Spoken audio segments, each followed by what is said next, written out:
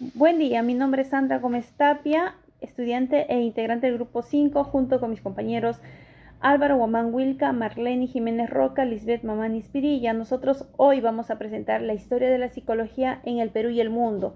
Para poder desarrollar este tema vamos a hacer un breve repaso de cómo es que se ha desarrollado la ciencia del alma a la del comportamiento y la mente. Desde su inicio en la historia del ser humano se ha ido elaborando diversas teorías como también hipótesis sobre el funcionamiento psicológico y los trastornos mentales.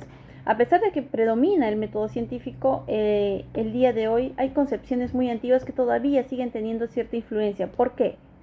Porque se atribuye aún a algunas enfermedades a la acción de los espíritus o a la separación entre el cuerpo y el alma. Entonces vamos a ver que nosotros para hablar de psicología también es necesario que remontemos la historia en los filósofos clásicos que nos han dado mayores conocimientos y teoría al respecto. Entonces, en el mundo, ¿dónde nace la psicología? Vamos a hablar sobre una fecha memorable que es 1879 con Wilhelm Wundt. Wilhelm Wundt en Alemania fundó la psicología como un campo de estudio experimental. Él ha creado el primer laboratorio que se ha realizado, que es de investigaciones exclusivamente en la Universidad de Leipzig. Wundt ha sido conocido y es conocido como el padre de la psicología. Entonces, vamos a darnos cuenta que esta fecha es considerada como un referente histórico que marca el surgimiento de la psicología como una rama muy separada de la filosofía. Nos hemos dado cuenta que también que en el desarrollo de este tema van etapas como la Edad Antigua, donde se da un inicio a la psicología, más adelante la Edad Media, donde hay desarrollos y retrocesos, un renacimiento después e ilustración, en donde se habla que la palabra psicología se empezó a popularizar durante este periodo histórico, así como también en el siglo XIX nace ya la psicología científica y más adelante el desarrollo en el siglo XX, ¿no? En donde se popularizó la terapia verbal y tenemos la aparición de la psicología cognitiva. Y bueno, en las últimas décadas también vamos a darnos cuenta que ha estado marcado por el desarrollo de las neurociencias. Muy bien, vamos con nuestro siguiente compañero. Profesora, buenas noches. Compañero, buenas noches. A mí me ha tocado exponer la parte de las teorías clásicas. Tenemos el psicoanálisis, el conductismo y psicología humanista. El psicoanálisis es un método de observación e investigación de la mente humana que trata de comprender y explicar su funcionamiento con la finalidad de conseguir unos objetivos terapéuticos para el paciente. El psicoanálisis es creado por el médico y neurólogo Sigmund Freud, que tiene por objetivo el tratamiento de las enfermedades mentales.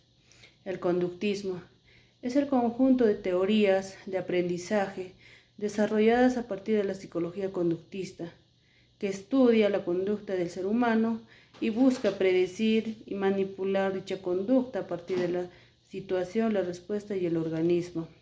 Se enfoca en estudiar factores comunes que ayudan a determinar comportamientos tanto de los animales como de los seres humanos. Psicología humanista. La psicología humanista surge como una alternativa al psicoanálisis y al conductismo. En su momento tuvo una gran repercusión y la denominaron la tercera fuerza en psicología. Abraham Maslow en 1908 y 1070 fue un psicólogo estadounidense, conocido como uno de los fundadores principales y exponentes de la psicología humanista. También tenemos, ¿no?, los psicólogos humanistas entienden que el comportamiento humano no puede separarse de sus sentimientos o historia personal. Pues continúo con la exposición del surgimiento de las nuevas escuelas de psicología. Una de las escuelas pues es el estructuralismo, el funcionalismo, la escuela de Gestalt.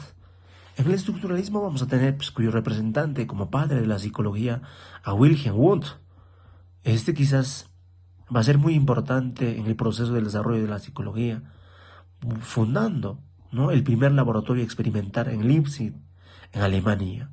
Y este pues se basa en el estudio del contenido de la mente, los sentimientos, las sensaciones, las imágenes, el modo de interpretar de manera interior, examinarlas buscando respuestas, ¿no? También buscando estímulos, y se pregunta el porqué de las cosas. Y preguntándose el porqué de las cosas, esta escuela llega el estímulo y la respuesta. Esta quizás es una de las partes más importantes en esta escuela. Y el funcionalismo, ¿no? En el funcionalismo pues vamos a encontrar a William James, ¿no? El científico que toma un estudio muy elevado, diciendo que no podemos ver la mente, sino solamente los comportamientos.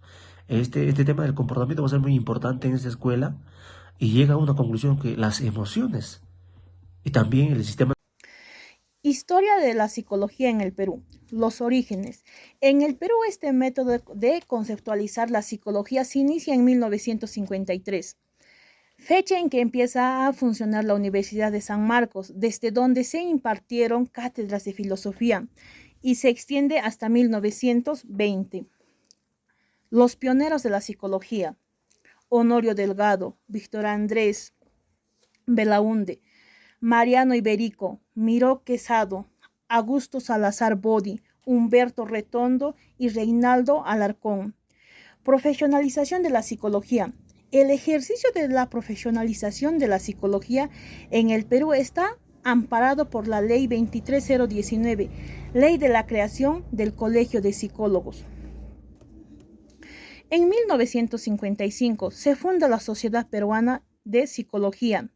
En 1980 se crea el Colegio de Psicólogos, durante el gobierno del general Francisco Morales Benítez, siendo su primer decano el doctor Luis Estrada del Río.